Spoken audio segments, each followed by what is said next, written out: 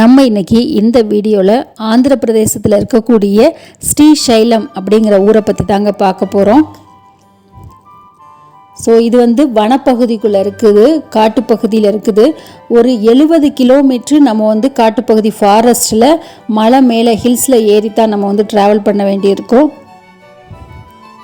போகையில் 30 கிலோமீட்டர் ஸ்பீடில் தான் போகணும் அந்த வனப்பகுதிக்குள்ளே போகையில். ஏன்னா நிறைய மிருகங்கள் இடையில நம்மளுக்கு கிராஸ் பண்ணுறதுக்கு வாய்ப்புகள் இருக்குது. குறிப்பாக இங்கே நிறைய நாங்கள் மங்கி பார்த்தோம். அதில் எழுதியிருந்தாங்க, கண்டிப்பாக விலங்குகளுக்கு சாப்பாடு கொடுக்காதீங்க, குறிப்பாக குரங்குகளுக்கு சாப்பாடு போடாதீங்க. ஏன்னா அதுங்க சாப்பிட்டுக்கிட்டு இருக்கையில் அந்த சாப்பிட்ற வேகத்தில் எங்கிட்ட அங்கிட்டு பார்க்காம கார் வரதெல்லாம் பார்க்காதுங்க, அதனால் சாப்பாடு போடாதீங்கன்னு போட்டிருந்தாங்க. ஸோ சாப்பாடு போடாதீங்க. அதே மாதிரி ஃபயர் பண்ணுறது, மேட்ச் பாக்ஸு, அந்த பாட்டில்ஸு, அந்த மாதிரி ஐட்டங்கள்லாம் கொண்டுட்டு வராதிங்க, இங்கே தூக்கி போடாதீங்கன்னு போட்டிருந்தாங்க. நிறைய பாட்டில்ஸ் உடஞ்சி கிடந்துச்சு. ஸோ வனப்பகுதியில் போய் அதெல்லாம் செய்யாதீங்க. சூப்பரான ஒரு ஜேர்னிங்க இது. ரொம்ப நல்லாயிருக்கும் போகிறதுக்கு, அவ்வளோ சூப்பராக இருக்கும். ஹைதராபாத்லேருந்து நம்ம இப்போ காரில் தான் போயிட்டுருக்கோம். நம்ம ஸ்ரீசைலத்தில் ஃபுல்லாக எங்கே மாதிரி தங்கலாம், மத்தியானம் நைட்டுக்கு சாப்பாடெல்லாம் எப்படி நம்மளுக்கு ஃப்ரீயாக கிடைக்கும், ஸோ நம்ம எப்படி சிவனை தொட்டு நம்மளே அபிஷேகம் பண்ணலாம், அதுக்கு என்ன மாதிரியான ட்ரெஸ் கோடு நம்ம யூஸ் பண்ணணும், எங்கெல்லாம் ஸ்டே பண்ணலாம், எப்படி எல்லாமே புக் பண்ணுறது, அதனுடைய ஸ்ரீசைலத்துடைய வரலாறு எல்லாமே நம்ம இந்த வீடியோவில் பார்க்க போகிறோம். ஒரு 70 கிலோமீட்டர் நான் சொன்னேன் இல்லையா, நம்ம வனப்பகுதிக்குள்ளே தான் போகிறோம். ரொம்ப ஹில்ஸாக இருக்கும். அதனால் கொஞ்சம் இப்போ குழந்தைங்க பெரியவங்கள்லாம் இருந்தால் கொஞ்சம் பார்த்து கவனமாக போகணும். மெதுவாக கார் ஓட்டி 30 கிலோமீட்டருக்கு மேலே போகக்கூடாது. ரோடு பார்த்திங்களா எப்படி இருக்குன்னு, இந்த மாதிரி தான் இருந்துச்சு. பயங்கரமாக வளைஞ்சு ஒரு ஸ்டேஜில் எனக்கெல்லாம் தலைவலியும் வந்துருச்சு, வாமிட் வர மாதிரி ஆயிடுச்சு, ரொம்ப ஒரு மாதிரி. ஸோ அதனால் கொஞ்சம் வாமிட்லாம் வர்றவங்களா இருந்தால் கவர் அதெல்லாம் எடுத்துகிட்டு போகிறது, கொஞ்சம் வாட்டர் பாட்டில்லாம் வச்சுக்கோங்க, கொஞ்சம் சேஃபாக இருக்கும். இது டேம்ங்க, ஸ்ரீசைலம் டேம். நம்ம போகையில், காரில் போகையில் இது நம்ம 3 இடத்துல பார்க்கலாம். இந்த டேமோடைய வியூ பார்க்குறக்காண்டி நிறையா பேர் அந்த இடத்துல காரெல்லாம் நிப்பாட்டிட்டு வியூ பாயிண்ட் பார்த்துட்டு இருந்தாங்க.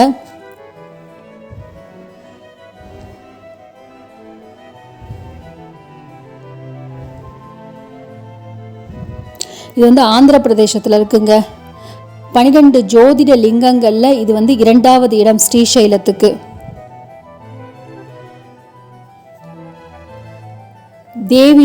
தேவிக்கு மொத்தம் 51 சக்தி பீடம் இருக்குது. அதில் 3வது சக்தி பீடம் இது.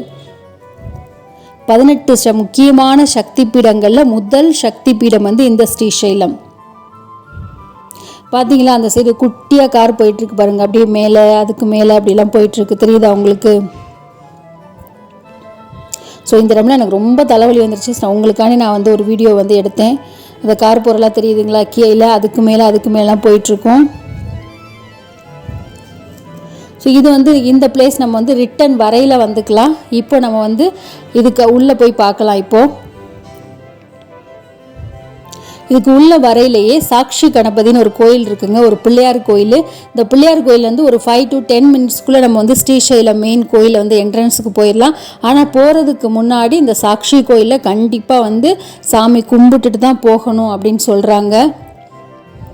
இங்கே வாஷ்ரூம்ஸ்லாம் இருக்குது, கார் பார்க்கிங்கும் இங்கேயே இடம் இருக்குது நம்மளுக்கு. ஸோ காரெல்லாம் பார்க் பண்ணிவிட்டு நம்ம உள்ளே போய் சாமி கும்பிடணும். இந்த சாக்ஷி கணபதி கையில் எழுத்தாணியும் ஓலைச்சுவடியும் வச்சுருப்பாராம். ஸ்ரீசைலத்துக்கு யார் யார் வர்றாங்க, சிவனை பார்க்க வர்றாங்களோ அவங்களுக்கு கணக்கு வச்சு சிவன்கிட்ட கொடுப்பாரு அப்படிங்கிறது ஒரு ஐதீகமாக சொல்லப்படுகிறது. இங்கே இந்த ஸ்ரீசைலம் போனாலே நம்ம இவ்வளோ நாள் செஞ்ச பாவங்கள்லாம் அழியும் அப்படிங்கிற ஒரு ஐதீகமும் இருக்குங்க. பார்த்திங்கன்னா தெரியும், அவர் கையில் ஒரு ஓலைச்சுவடியும் எழுத்தாணியும் வச்சு நம்மளுடைய பேரெல்லாம் குறித்து வச்சுக்கிறாரு அப்படின்னு சொல்லப்படுது. ஸோ உள்ளே கணேஷ் இருப்பார், அவரை கும்பிட்டுட்டு தான் போகணும். நம்மளும் தேங்காயெல்லாம் வாங்கிட்டு ஸோ அவரெல்லாம் போய் கும்பிட்டுட்டு வெளியில் வந்தால் இந்த மாதிரி தேங்காய் நம்மளுக்கு உடச்சி கொடுப்பாங்க. ஸ்ரீசைலம் போனீங்கன்னா கண்டிப்பாக பிள்ளையாரை கும்பிட்டுட்டு போங்க, சாக்ஷி கணபதியை.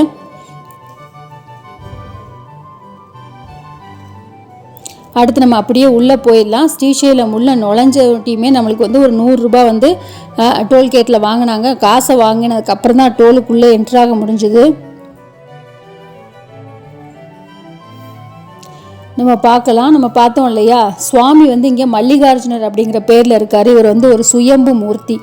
தாயாருடைய பேர் வந்து பிரம்மராம்பிகை. இங்கே இது வந்து நந்தி தேவர் வந்து அவதரித்த இடம்னு சொல்லப்படுகிறது. நந்தி வந்து ஒரு மனிதனாக இருந்து சிவனை நோக்கி தவம் செஞ்சு சிவன் கூடவே இருக்கணும்னு அவர் வேண்டி தவம் செஞ்சார். அவருடைய தவத்தில் மகிழ்ந்த சிவன் வந்து அவரை வந்து நந்தியாக மாற்றி தன்னுடைய வாகனமாக ஏற்றுக்கொண்ட, அதாவது நந்தி வந்து சிவனுக்கு வாகனமாக கூடவே இருக்கிறதுக்கு வந்து நந்தி அவதரித்த தலம் அப்படின்னு சொல்லப்படுகிறது இந்த ஸ்ரீசைலம். ஸோ இதுதான் வந்து மெயின் என்ட்ரன்ஸ் நம்மளுடைய ஸ்ரீசைலத்தோடைய பஸ் ஸ்டாண்டு. அங்கே தெரியுது பார்த்திங்களா, ஆஃபீஸ் இருக்குது பார்த்திங்களா, சென்ட்ரல் ரிசர்வேஷன் ஆஃபீஸ். அந்த ஆஃபீஸ் வந்து அங்கே தான் வந்து ரூமெல்லாம் நம்ம புக் பண்ணணும். நம்ம ஆன்லைன்லேயும் புக் பண்ணிக்கலாம். ஆஃப்லைனில் நீங்கள் புக் பண்ணுறதா இருந்தால் அங்கே போய் தான் நீங்கள் வந்து புக் பண்ணணும். சிஆர்ஓ ஆஃபீஸ் அப்படின்னு சொல்லுவாங்க. அங்கே ஷார்ட்டாக சொல்லல சிஆர்ஓ ஆஃபீஸ் அப்படின்னு சொல்கிறாங்க. இதான் உள்ளே வந்து என்ட்ரன்ஸு. இங்கே வந்து சத்திரம் அப்படின்னு சொல்லிட்டு ரூம்ஸ்லாம் இருக்குது. நம்ம இங்கே புக் பண்ணிட்டா இது வந்து ஆஃபீஸ் மட்டும்தான். இதை புக் பண்ணிவிட்டு நம்மளுக்கு வேறு வேறு இடத்துல வந்து நிறையா வந்து சத்திரம் மாதிரி இருக்கும். அங்கே வந்து நம்மளுக்கு ரூம்ஸ் வந்து அலாட் பண்ணுவாங்க. ஒவ்வொரு சத்திரத்துக்கும் ஒரு பேர் இருக்குது. இது வந்து ஃபேமிலி ரூம்ஸ். நீங்கள் ஏசி ரூம் வாங்கினீங்கன்னா ஒரு நாளைக்கு 1000 ரூபா, நான் ஏசி எடுத்தீங்க அப்படின்னா 600 ரூபாய். இதை நீங்கள் டைரெக்டாகவும் புக் பண்ணிக்கலாம். ரொம்ப சீசன் டைமாக இருந்துச்சு அப்படின்னா நீங்கள் ஆன்லைனில் புக் பண்ணிக்கிறது இன்னமும் பெஸ்ட்டு. நீங்கள் அப்படியே வெளியில் வந்தீங்க அப்படின்னா வெளியிலேயே வந்து ஒரு கடை இருக்குது. அந்த கடையில் வந்து அவங்க வந்து ஆன்லைனில் வந்து நம்மளுக்கு தர்ஷன் டிக்கெட்ஸ்லாம் வந்து புக் பண்ணி கொடுக்குறாங்க. நம்ம ஆன்லைனில் நம்மளும் டைரெக்டாக பண்ணிக்கலாம் தெரிஞ்சால். அப்படி தெரியாத பட்சத்தில் இங்கே வந்தால் இவங்களும் நம்மளுக்கு வந்து ஆன்லைன் டிக்கெட் வந்து புக் பண்ணி கொடுக்குறாங்க. அது அவங்களுக்கு வந்து ஒரு டிக்கெட் புக் பண்ணுறதுக்கு 100 ருபீஸ் அந்த மாதிரி சார்ஜ் பண்ணுறாங்க. ஸோ அவங்களுடைய நம்பர் நான் கேட்டேன், யூடியூப்பில் போடவான்னு கொடுங்க அப்படின்னு சொன்னாங்க. இது அவங்களுடைய கான்டாக்ட் நம்பர். நீங்கள் வேணும்னா நீங்கள் கான்டாக்ட் பண்ணி முன்னாடியே கூட தர்ஷனுக்கு புக் பண்ணிக்கலாம். அந்த சிஆர்ஓ ஆஃபீஸ்லேருந்து அப்படியே ஆப்போசிட் பார்த்தீங்கன்னா 2 ஆர்ச் தெரியும். அந்த ஆர்ச்சுக்கு பக்கத்தில் ஃபுல்லாகவே வந்து லைன் ஃபுல்லாகவே வந்து நிறைய ஹோட்டல்ஸ் இருக்குங்க. ஸோ அந்த மாதிரி ஃபுல்லாக இருக்கும், பார்த்தீங்கன்னா தெரியும். இந்த 2 ஆர்ச்லேருந்து ஸ்ட்ரெயிட்டாக உள்ளே போனீங்கன்னா, நடந்து போனீங்கன்னா ஃபுல்லாக கடைகள் தான். ஸோ அதுக்கப்புறம் நம்மளுக்கு வந்து கோயில் வந்துடும். இங்கே ஆர்ச் ஆரம்பிக்குது. அதே மாதிரி ஸ்ட்ரெயிட் ரோட்டில் போய் அங்கே போய் ஆர்ச் நம்மளுக்கு முடியும். அதுக்கு ஆப்போசிட்லேயே நம்மளுக்கு கோயில் இருக்கும். இதுக்குள்ளே நம்ம நடந்து தான் போக முடியும். ஏன்னா ரொம்ப சின்ன சந்தாக இருக்கும். 2 சைடும் நிறைய கடைகள் இருக்குது. ஸோ கடைக்காரங்களே வந்து ஸ்கூட்டரில் ஓட்டுறதுக்கு, ஸ்கூட்டி ஓட்டுறதுக்கு கூட அங்கே வந்து இடம் இல்லை. ஏன்னா அவ்வளோ பேர் நடந்து போயிட்டுருக்கனால நம்ம வந்து கண்டிப்பாக நடந்து தான் போகணும். இது ரொம்ப பெரிய இடம்லாம் இல்லை. மொத்தம் 2லேருந்து ஒரு 3 வீதி தான் இருக்கும். இதை சுற்றி இந்த மெயின் என்ட்ரன்ஸு கோயிலுக்கு பக்கத்தில் அந்த கடத்தெருவுக்கு முன்னாடி வந்து அந்த சிஆர்ஓ ஆஃபீஸும் பஸ் ஸ்டாண்டும், அவ்வளோதான்.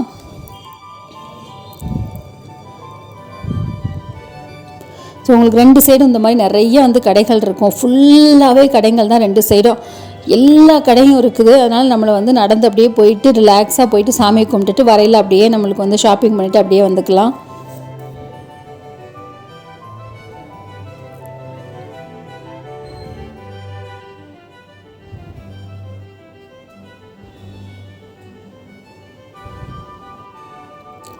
நம்ம அந்த ஆர்ச்சில் ஆரம்பிச்சோம்ல, அப்படியே கடைகள் எல்லாம் பார்த்துட்டு இந்த ஆர்ச்சில் வந்து முடிஞ்சு அப்படியே ஆர்ச்சுக்கு ஆப்போசிட்டில் தான் இருக்கிறதா வந்து நம்மளுக்கு கோயிலுங்க.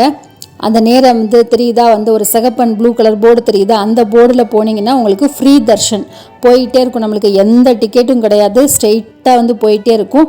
அதுக்கு ஆப்போசிட்டில் பார்த்தீங்கன்னா செப்பல் வைக்கணும். அதுக்கு அங்கிட்டு பார்த்தீங்கன்னா நம்மளுடைய மொபைலு, நம்மளுடைய பேகு எல்லாமே வச்சுட்டு போயிடணும்.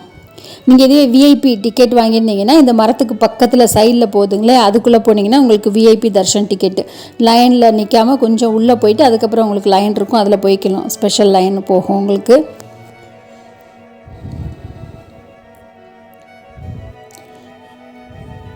இந்த இருக்குது பார்த்தீங்களா, மரத்துக்கு இந்த சைடு இருக்குது விஐபி டிக்கெட், இங்கிட்டு இருக்குது ஃப்ரீ தர்ஷன் டிக்கெட்டு. நீங்கள் மொட்டையெல்லாம் அடிக்கிறதா இருந்தால் அப்படி ஸ்ட்ரெயிட்டாக போனீங்கன்னா அங்கே போய் மொட்டை அடிச்சுட்டு அங்கேயே பைப் இருக்குது, அப்படியே குளிச்சுட்டு நீங்கள் வந்துடலாம்.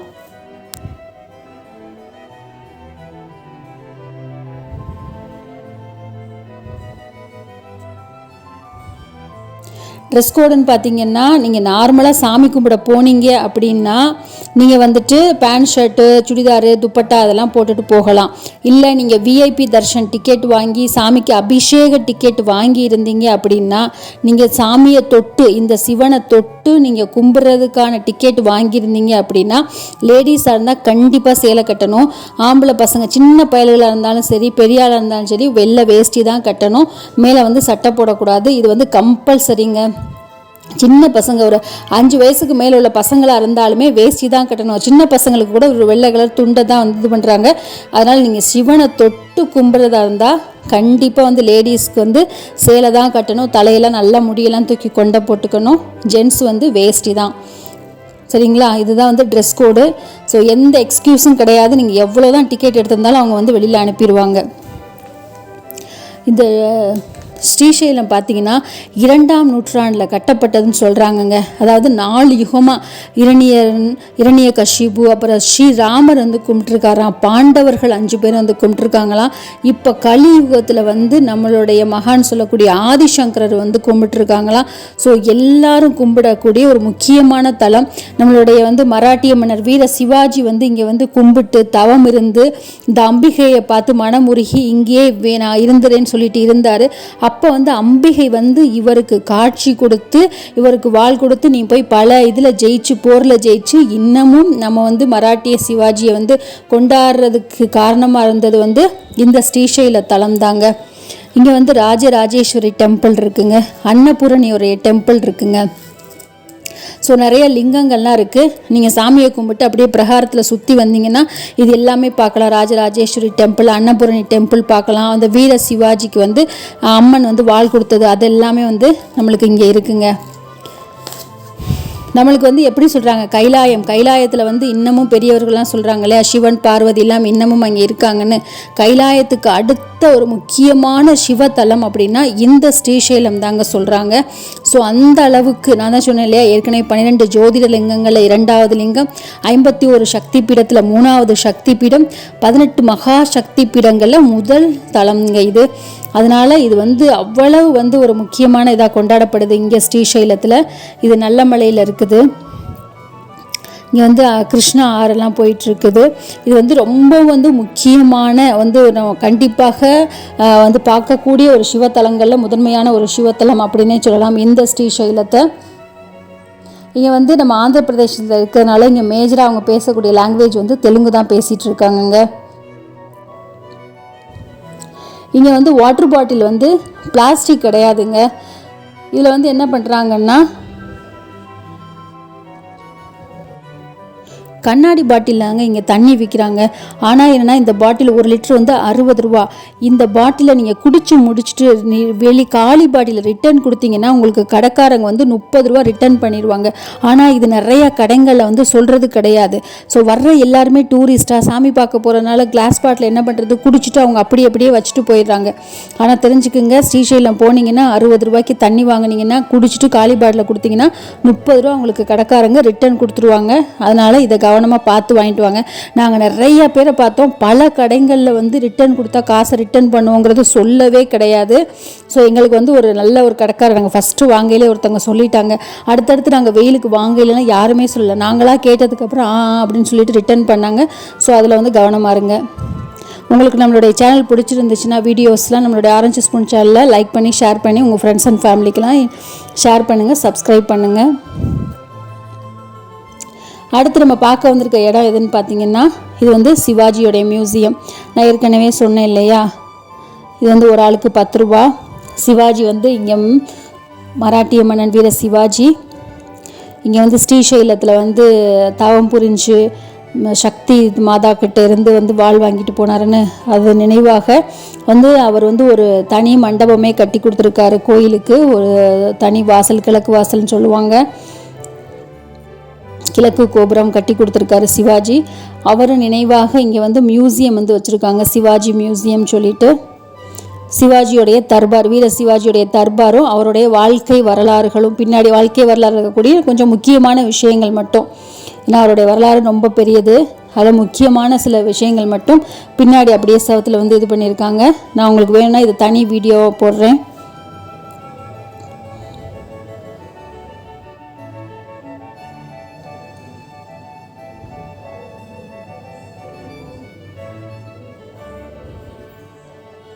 இன்னொரு மண்டபத்தில் பார்த்திங்கன்னா அவர் தவம் பண்ணது,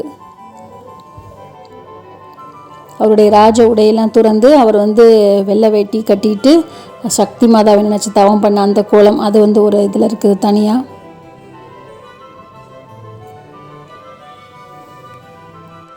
அடுத்து நம்ம வந்திருக்குன்னு பார்த்தீங்கன்னா மல்லம்மா கண்ணீர் டெம்பிள் அப்படின்னு சொல்லிட்டு இங்கே வந்து மாடு இருந்துச்சு. நீங்கள் புல் விற்கிது, 20 ரூபா ஒரு கட்டு வேணால் வந்து வாங்கி கொடுத்துக்கலாம். இதுக்கு வந்து டிக்கெட் வந்து ஃப்ரீ தான். இது கோயில்.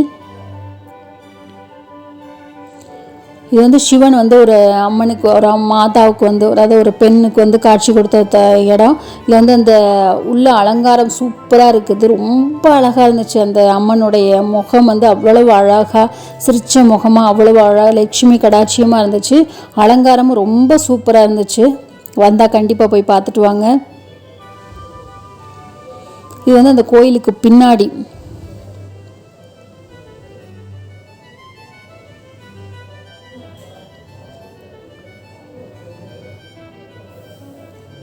கண்ணீர் மல்லம்மா டெம்பிள் இல்லை மல்லம்மா கண்ணீர் டெம்பிள் அப்படின்னு ரெண்டுமே சொல்கிறாங்க. சில பேர் இப்படியும் சொல்கிறாங்க, சில பேர் அப்படியும் சொல்கிறாங்க.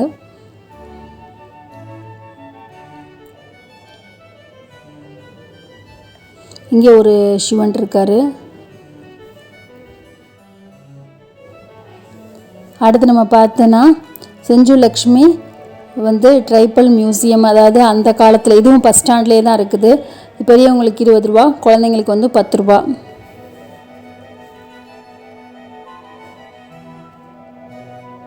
இது எல்லாமே பக்கத்தில் தாங்க, ரொம்ப தூரம்லாம் கிடையாது.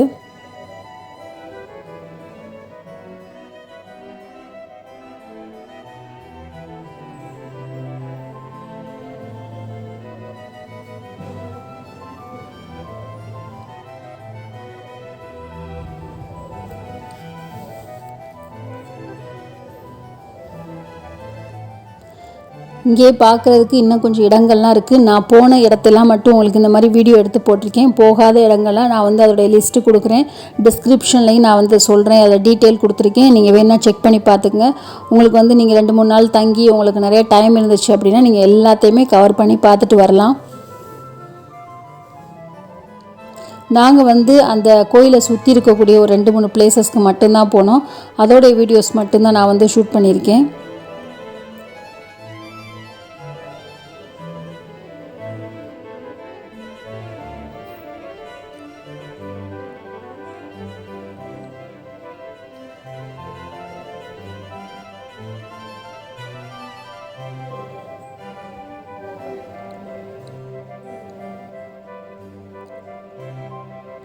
உள்ளே வந்தீங்கன்னா அந்த பழங்குடியினருடைய வாழ்க்கையெல்லாம் எப்படி இருந்துச்சு அப்படின்னு இந்த மாதிரி பொம்மை மாதிரி வந்து செஞ்சு வச்சுருப்பாங்க அந்த வில்லேஜ் டைப்பில்.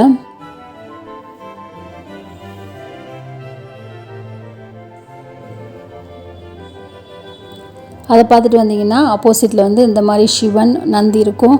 ரொம்ப அழகாக இருந்துச்சு இது. ஸோ நிறைய பேர் உள்ளே அப்படியே சுற்றி போயெல்லாம் பக்கத்தில் போயிட்டு பார்த்துட்டு ஃபோட்டோலாம் எடுத்துகிட்டு வந்தாங்க. நம்மளும் ஃபோட்டோ எடுத்துக்கலாம். இங்கே ஒரு ஃபோட்டோகிராஃபர் இருக்காங்க, நம்ம அங்கேயும் எடுத்துக்கலாம், இன்ஸ்டண்ட்டாக கொடுத்துருவாங்க.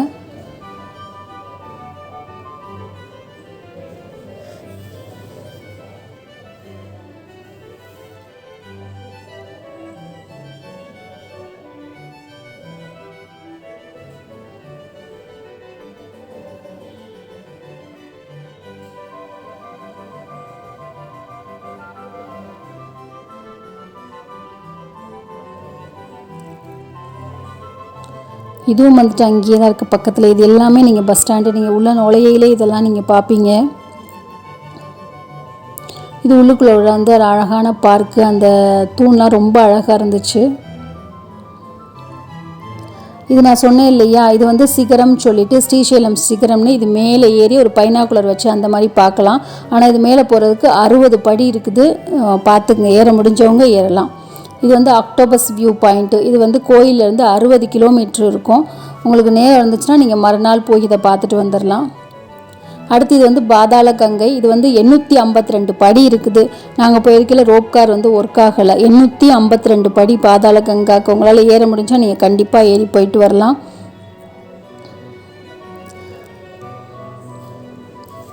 அடுத்து நாங்கள் தங்கியிருந்த வந்து சத்திரம் வந்து இதுதான். ரூம் பார்த்துடலாம் எப்படி இருக்குன்னு.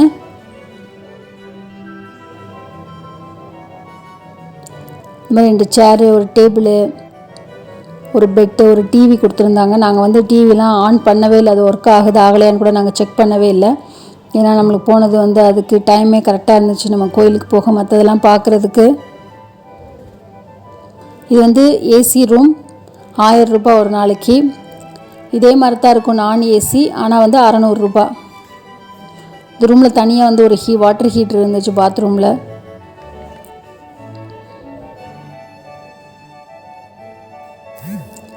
எக்ஸ்ட்ரா வந்து இந்த மாதிரி வந்து ஒரு ரப்பர் இது மாதிரி மேட் மாதிரி கொடுத்துருந்தாங்க. நம்ம எக்ஸ்ட்ரா வேணும்னா கீழே விரிச்சு இந்த மாதிரி படுத்துக்கலாம் தனியாக. சின்னதாக க்யூட்டாக வந்து ஒரு பால்கனி இருந்துச்சு வாஷ் பேஷனோட. நைட்டு வந்து சரியான மழை பெஞ்சிருந்துச்சு அன்றைக்கி நாங்கள் போயிருக்கையில்.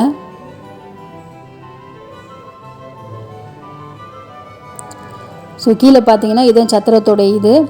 அந்த சைடு வந்து ஒரு சின்ன பிள்ளையார் வச்சுருக்காங்க இல்லையா, அங்கே இருக்கு இல்லையா, அது தான் என்ட்ரன்ஸ், நம்ம உள்ளே வரலாம். இது வந்து உள்ளே வந்து சாப்பிட்றதுக்குள்ள டைனிங் ஏரியா இருக்குது கீழே.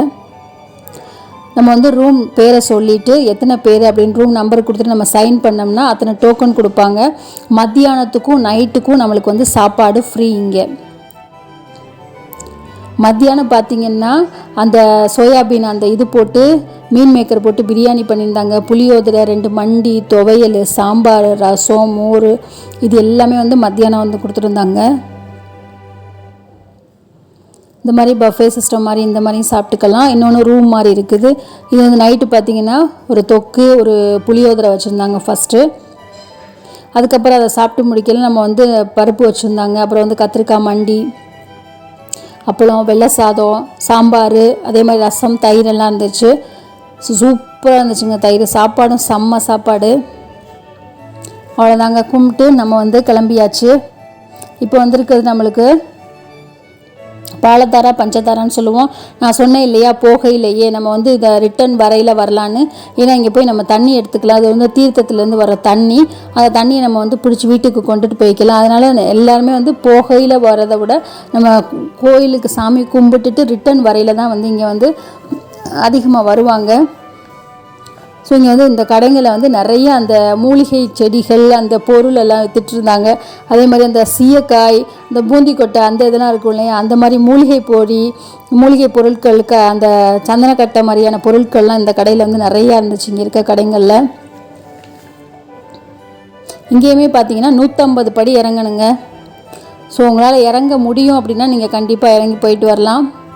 தண்ணி வந்து ரொம்ப லேசாக கொஞ்சமாக தான் கொட்டிகிட்ருக்கும், நிறையாலாம் கொட்டாதுங்க, கொஞ்சமாக கொட்டிகிட்ருக்கோம்.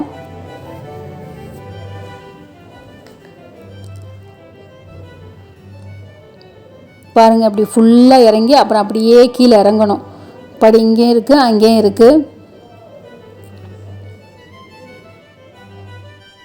கீழே இறங்குனாங்க பாருங்கள், இறங்கி அங்கே அப்படியே உள்ளே போகணும்.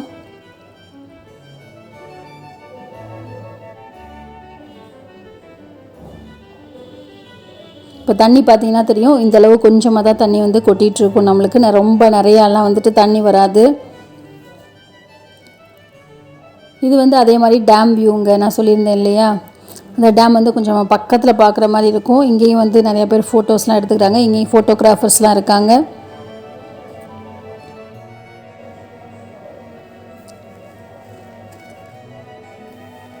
அக்கா மல்லம்மா கேவ்னு ஒன்று இருக்குங்க. ஆனால் அதுக்கு போகிறதுனா நீங்கள் நாளே வந்து டிக்கெட் வாங்கி புக் பண்ணிக்கணுங்க. 16 கிலோமீட்டர் நம்ம வந்து போட்டிங்லேயே போகணும். அதுக்கு வந்து ஒரு 6 மணி நேரம் ஆகும். அது வந்து பெரியவங்களுக்கு 550 ரூபா, சின்னவங்களுக்கு 420 ரூபா, அந்த மாதிரிலாம் இருக்குது.